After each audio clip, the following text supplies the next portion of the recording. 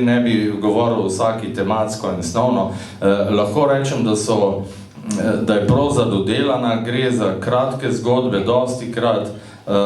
Tu je tudi, mislim, da je že Dragan Mitić, tudi on je tudi eden. Vsi so bolj ali manj tudi uveljavljeni v širšem slovenskem prostoru.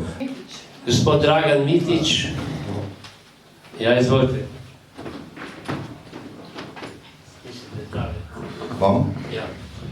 Dobro večer, dragi prijatelji, lepe besede, ki sem že tukaj, ne bom izkoristil priliko, da se vam malo tudi predstavim, ker zdaj sem tudi vaš.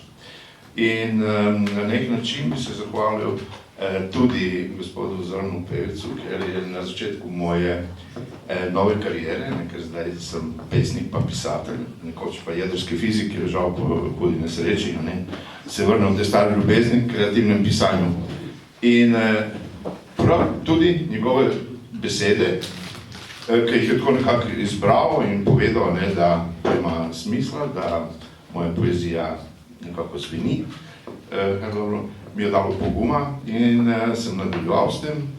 Zdaj sem pa lahko javno zahvalim, to leto sem, ne vem koliko članov tega društva je že, ampak jaz sem postal tudi član Slovenskega pesmomata, tako da se zdaj tam prelivam s temi, kaj so, Prešerni, Murni, Gregorčiči in ostalimi.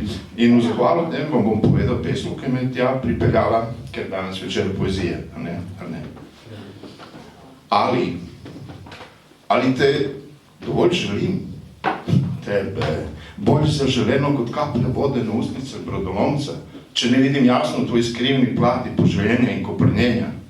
Ali čutim dovolj prefinjeno udarce tvojih stegen, nežnih kot mesečina, a silnejši kot vseh plin, ki upravljajo z morji in oceani, moške želje neutolažljive in nazbirajo tankere polne vina z udarci blodnimi, očvrste skale grudi, vršičke nabreklih bradavic, obedra nepotešen.